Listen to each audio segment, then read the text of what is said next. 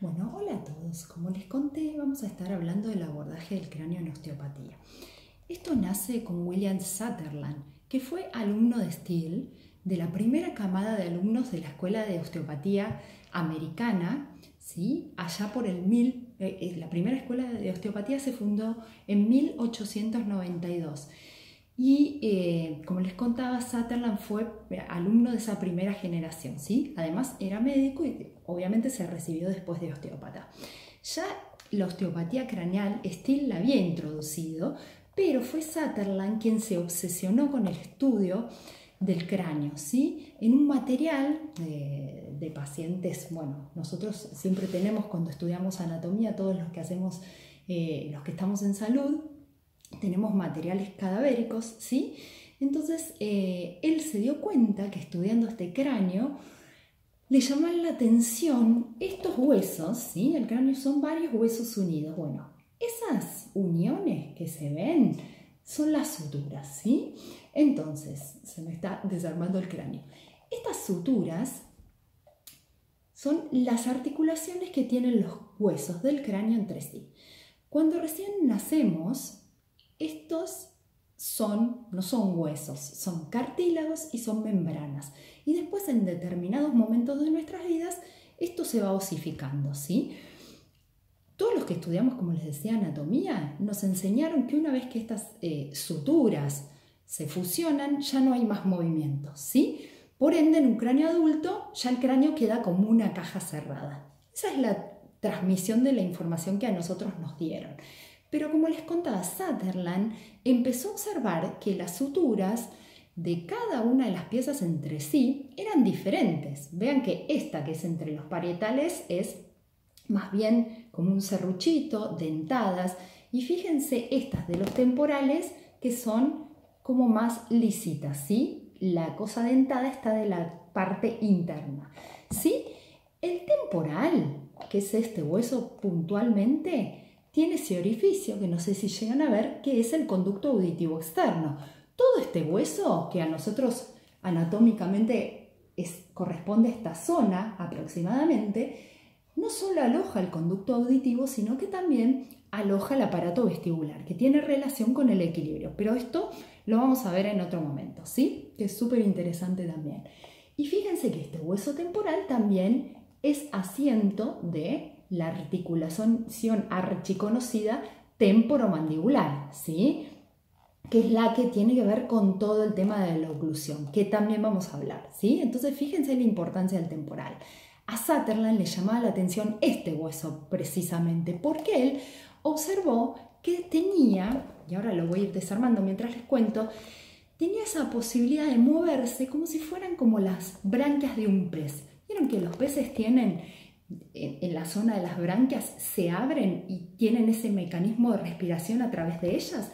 Bueno, entonces Sutherland decía, estos huesos no solo tienen movimiento, micromovimiento obviamente, sino que también, si tienen esta posibilidad de moverse, también hay un mecanismo respiratorio que los regula. En el vivo que hicimos el sábado yo les conté así por arriba, porque es muy complejo de entender, que nosotros los osteópatas tomamos en cuenta ese ritmo respiratorio que se llama MRP, movimiento respiratorio primario, que para nosotros es fundamental para hacer diagnóstico, ¿sí? Y tratamiento. Entonces, estos temporales, yo mientras hablo los voy desarmando, estos temporales entonces Sutherland observó que entonces tenían que tener un movimiento, porque por ende, si las articulaciones, las suturas estaban unidas con los distintos huesos del cráneo y eran diferentes entre sí, tenían que tener una posibilidad distinta de movimiento, si no serían biseles así o todas de la misma forma, y él veía que tenían cada una individual y particularmente formas diferentes, ¿sí? Entonces yo les voy a presentar. Estos son los temporales separados, ¿sí? Ahí, en esta zona aproximadamente. Entonces, nosotros los osteópatas, con nuestras manos ahí, se ve conducto auditivo. Vean, ese agujero. Esto de acá que les muestro ahí son las orejas, serían, ¿sí? Entonces, nosotros con este abordaje podemos hacer un montón de testeos. Sutherland empezó a observar este mecanismo, que hacían esto, ¿sí? Y hacían esto, ¿sí? Hacían una especie de rotación, ¿sí? Y se abrían, o sea, hacia adelante se abrían y hacia atrás se cerraban, ¿sí?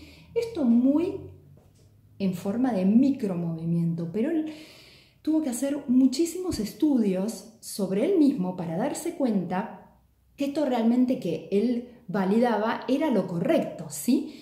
Al punto tal se estudió que se construyó cascos con guantes y le iba sujetando con cinchas y se sostenía o fijaba determinadas áreas de los huesos de su cráneo para después escribir acerca de los comportamientos que él tenía, ¿sí? ¿Qué respuestas tenía?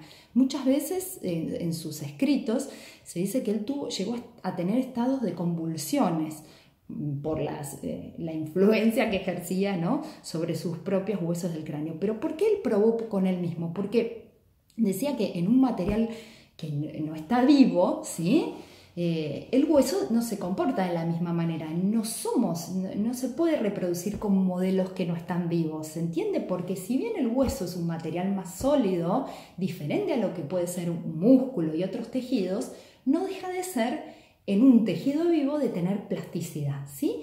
Y esta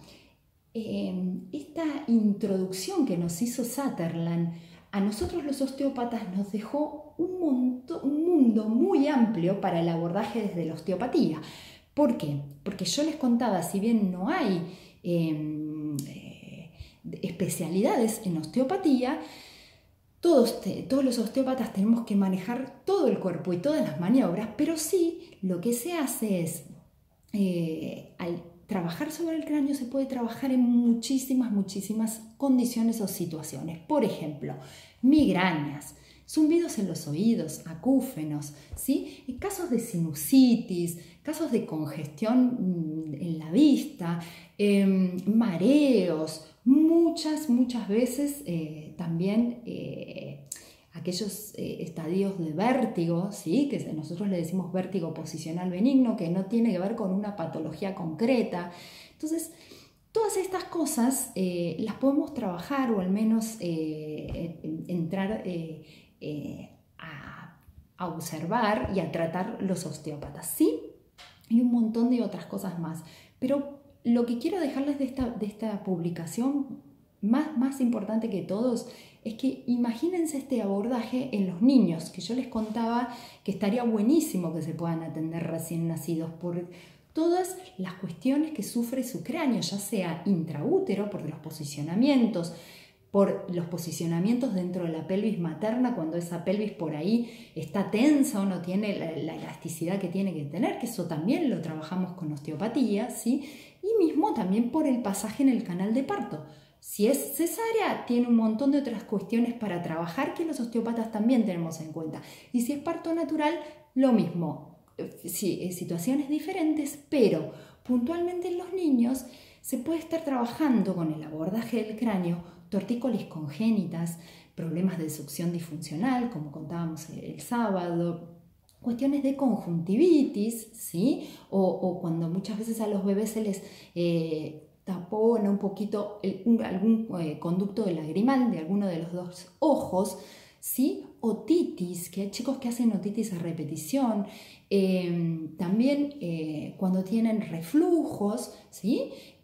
Bueno, un montón de cuestiones se pueden trabajar, se pueden tratar y mejorar muchísimo, beneficiar mucho al bebé, porque como les contaba, en el bebé estos huesos todavía no son sólidos, ¿sí? Son pura membrana y cartílago. Por supuesto que hay que ser muy sutil en el tratamiento y en el abordaje de un bebé, pero se pueden lograr cosas maravillosas, ¿sí? Así que bueno, me despido de ustedes y espero que les haya sido muy claro esta publicación. Besos.